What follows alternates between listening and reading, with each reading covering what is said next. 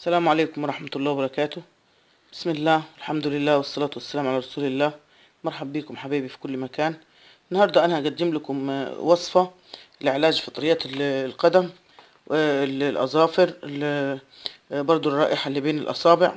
الوصفة دي بسيطة جدا. هي مكوناتها يعني برضو موجودة عندك في البيت، يعني مش هتشتري حاجات من بره كتير، يعني إلا إذا كان حاجة بسيطة يعني. اللي هي نتكلم الأول على الفطريات دي الفطريات دي موجود منها كتير، يعني في ناس كتيرة بتعاني منها المشكلة دي. وبعد كده الناس دي بتدور على أي حل ليها، اللي تكون إيه، نباتات طبيعية، طب أعشاب، الطب البديل اللي هو اللي بيغني عن الجراحة، عن مثلا الأدوية الكيماوية، وبترجع تاني برضو ما بتقطعش المشكلة يعني من جذرها. دي طبعا الوصفة الوحيدة اللي هي تقضي عليه خالص، يعني اللي هو التوم دي يعني مهم جدا جدا للقضاء على الفطريات. وكانوا بيستخدموه زمان القدماء المصريين وال...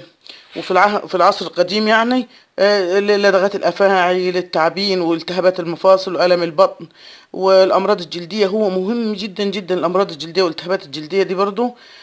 وبيطرد الحشرات والطفيليات، قاتل كبير يعني، قاتل رهيب للفيروسات. ليه تأثير كبير خالص للفطريات الموجودة في الجلد. وطبعا دي التوم ده يعني مطهر جميل خالص، فيه كل الحاجات اللي هي ممكن تغني البني آدم عن أي شيء، علاجات خارجية أو جراحات أو كلام زي كده، بحيث الأمراض الجلدية عامة يعني. الوصفة هنستخدمها برضو باستخدام التوم. هنعملها ازاي؟ طبعا دي الحنة اللي انتوا شايفينها دي، هناخد معلقة حنة كبيرة كده اهو، على نص معلقة حبة البركة. حبة البركة اللي هي العادية بتاعتنا دي، على كام فص توم يكونوا كبار كده اهو، 3 4 فصوص كبار زي كده. تطحنيهم طحن كويس، وتروحي بعد ما تطحنيهم تحطيهم على معلقة الحنة، على نص معلقة حبة البركة اللي هي الكمون الأسود، على معلقة كبيرة خل. أنا مغطيها عشان الريحة بتاعته ما تروحش. خل أبيض أو خل تفاح، يعني انت اللي عندك يعني انت تستعمليه، بس هو الخل التفاح أفضل. بس انا ما عنديش خل تفاح. خل الابيض برضو كويس جدا. الخل الابيض ده بيعالج اللي هو ايه، الرائحه بتاعت القدمين بين الاصابع الناتجه عن الرائحه يعني.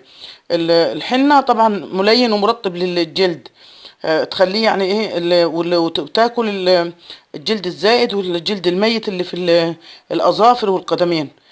حبة البركة طبعا دي موصوفة في السنة الحديثة على انها يعني فيها شفاء كتير خالص لجميع جميع الجسم، يعني فيها فوائد كبيرة خالص خالص. مش يعني الفيديو مش هيسمح ان انا اوصف لكم قد ايه حبة البركة ويعني الفوائد بتاعتها.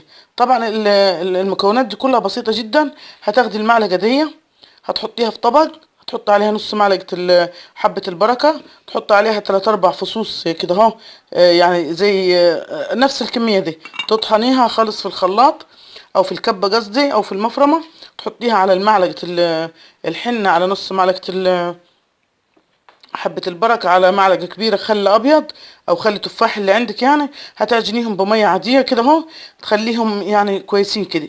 وتروحي جاية بالليل قبل ما تنامي، ده سواء لراجل أو لست يعني، بس أنا بتكلم بصفة النساء علشان إن أنا ست زيكم يعني. فده لراجل أو ست. هتحطيه تاخدي الكمية زي كده اهو، تحطيها بين الأصابع كده اهو، بين الأصابع وعلى سواء في الايد او في الرجل، اذا سواء يعني المشكله في الايد او في الرجل، تحطيه كده اهو في بين الصوابع كده اهو. بعد كده من فوق كده اهو تلفيه بكيس بلاستيك، وتلبس عليه جورب قطن صوف اللي عندك يعني، وتنامي بيه لحد الصبح. تقوم الصبح تشطفيه بميه مزود عليها معلقه خل.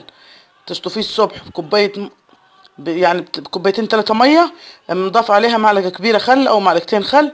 لو انت عندك حساسيه يعني من ناحيه الخل، كتر الميه وقلل الخل. وكده يعني تستمر عليها الوصفه دي. اللي يكون عنده المشكله كبيره يعني، دي اللي الفطريات كبيرة في الأظافر يعملها 3 مرات في الأسبوع. لا، المشكلة بسيطة، وفي اللي الأظافر فيها حاجات بسيطة كده هو يعملها مرتين في الأسبوع حتى تنتهي المشكلة بتاعت الفطريات دي خالص، والرائحة برضو اللي في القدم. دي وصفة بسيطة جدا، ويا رب تفيدكم وتستفادوا منه. وكده يعني يا رب يكون بقدم لكم شيء تستفادوا منه، واستودعكم الله. السلام عليكم ورحمة الله وبركاته.